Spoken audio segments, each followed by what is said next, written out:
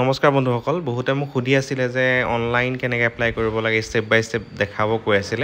so আপোনালোকে dt.assam.gov.in যোনটো ৱেবছাইটৰ কথা কৈছিলোঁ তাত যাব পাৰে গৈ পেলাই আপোনালোকে তাতে ৰেজিষ্ট্ৰেশ্যন ফৰ যোনটো লিংক আছে 2024 পলিটেকনিক এডমিশ্যন হেতুত যাব সো তাৰপিছত দেখিব যে সমাৰ্ট পৰ্টেললৈ আপোনালোকক ৰিডাইৰেক্ট কৰিব আৰু তাতে গৈ পেলাই আপোনালোকৰ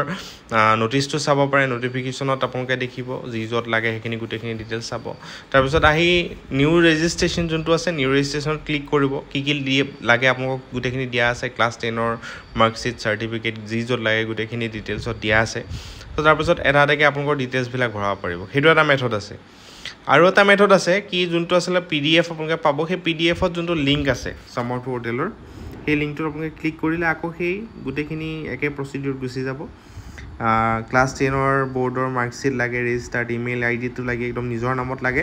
আৰু সেইটো এক্টিভ থাকিব লাগিব ইমেইল আইডিটো আৰু আপোনালোকক কৈছে যে গুগল ক্ৰোমত আপোনালোকে পাৰিলে এইটো এপ্লাই কৰিব গুগল ক্ৰোমৰ থ্ৰু দি তাৰপিছত নিজৰ নাম চাম এইবিলাক দিব লাগে নাম দিলে তাৰপিছত ডেট অফ বাৰ্থ দিলে ইমেইল আইডিটো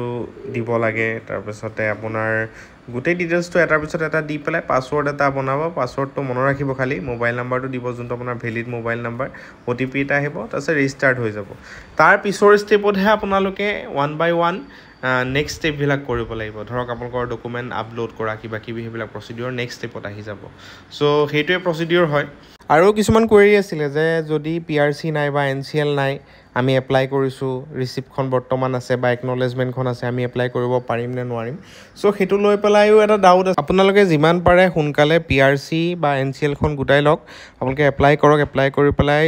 যিমান সোনকালে পাৰে আপোনালোকে কালেক্ট কৰিবলৈ চেষ্টা কৰক যদিহে নহয় তেতিয়াহ'লে আপোনালোকৰ এটা অপশ্যন হয়তো থাকিব পাৰে যে তাতে এটা অপশ্যন দেখা পোৱা যায় যে আণ্ডাৰটেকিং আমি দিব পাৰোঁ মানে PRC বা NCLখন এমাহৰ ভিতৰত দিম বুলি আমি এখন আণ্ডাৰটেকিং দিব পৰা অপশ্যন এটা আছে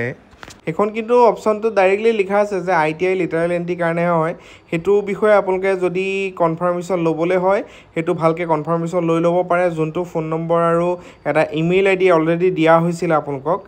যোনটো মেইন নটিফিকেশ্যনত তাতে ধুনীয়াকৈ দিয়া আছে এটা ফোন নম্বৰ আৰু ইমেইল ID সেইটোত আপোনালোকে সুধি ল'ব চ' যদি তেনেকুৱা ধৰণৰ ডাউট থাকে বেটাৰ আপোনালোকে ডাইৰেক্টলি তাতে কনফাৰ্মেশ্যনটো লোৱা ভাল কাৰণ এইটো এটা অনলাইন এপ্লিকেশ্যন হয় অনলাইনত যদি এবাৰ ভুল হৈ যায় সেইটো হয়তো একচেপ্ট হ'বও পাৰে আৰু নহ'লে কিন্তু বহুত বেছি প্ৰব্লেম হৈ যাব আৰু এটা কথা মোৰ ক'বলগীয়া আছিলে যে আপোনালোকৰ ইয়াতে দিয়াই আছে যে গুগল ক্ৰোমত আপোনালোকে ব্ৰাউজ কৰিলে ভাল হ'ব সেইকাৰণে আপোনালোকে যেতিয়া এপ্লিকেশ্যনটো অনলাইনত ফিল আপ কৰিব সেইটো পাৰিলে মোবাইলতকৈ লেপটপত বা কম্পিউটাৰত তেনেকৈ কৰিলে বেছি ভাল হ'ব যাতে ভুল নহয় ভালকৈ এবাৰকৈ চাই ল'ব নাম ৰোল নম্বৰ বা যি য'ত লাগে ডিটেইলছখিনি ভৰাওঁতে গোটেইখিনি ভালকৈ চাই মেলিহে ভৰাব আৰু পাৰিলে আপোনালোকে মই আকৌ এবাৰ কৈছোঁ PRC NCL বা যি চাৰ্টিফিকেট লাগে বা মাৰ্কশ্বিট লাগে সেইখিনি অৰিজিনেলখিনি আপোনালোকে গোটাই লওক গোটাই লৈ পেলাই একেবাৰতে ভালকৈ এপ্লাই কৰক আৰু যদি কিবা ডাউট থাকে মই যোন দুটা নাম্বাৰ আৰু ইমেইল ID কথা কৈছোঁ তাত আপোনালোকে কণ্টেক্ট কৰিব ডাইৰেক্ট কণ্টেক্ট কৰি পেলাই যি য'ত ডাউট আছে আপোনালোকে ক'ব কিবা ভুল হ'লে হয়তো তেওঁলোকে শুধৰাই দিব পাৰে কাৰণ তাতে হেল্প ডেস্ক থাকিব বিভিন্ন ধৰণৰ সা সুবিধা থাকিব চ' সকলোকে শুভেচ্ছা থাকিলে ধন্যবাদ